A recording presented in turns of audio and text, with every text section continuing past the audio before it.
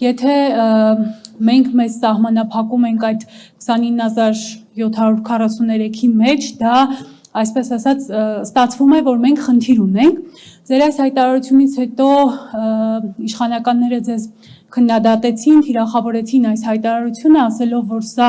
նշանակում է, որ դու տարածքային նկրտումներ ունես հարևանների նկատմամբ կամ այսպես ասած պատերազմի սպառնալիք ես բերում։ Հիմա կխնդրեմ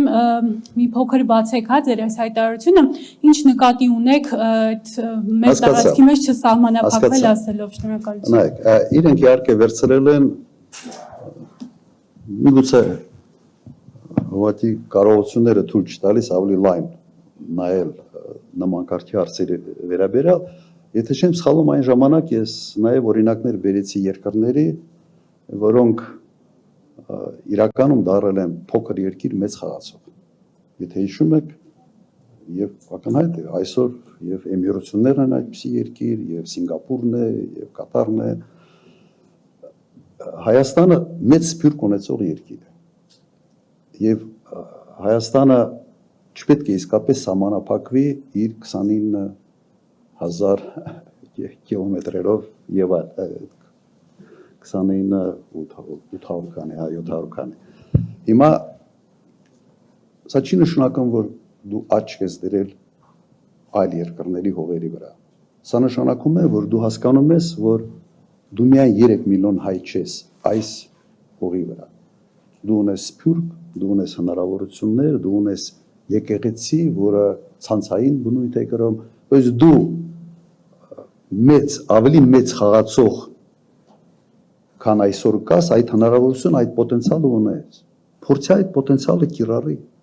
իշահ Հայաստանի Հանրապետության։ Խոսքը դրա մասին է։ Ընդհանրապես փոքր երկրների համար կյանքը մոտակա 5-10 տարվա ընթացքում ավելի դժվար լինելու, ավելի ռիսկային է լինելու։ Մի քիչ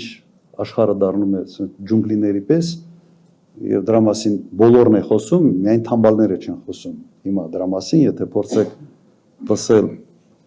Դավոսում տարբեր առաջնորդների ելույթները, դուք տեսնեք դա ինչ է։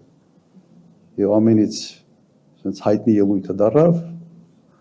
Կանադայի վարչապետի ելույթը, որը բոլորը ցիտում են։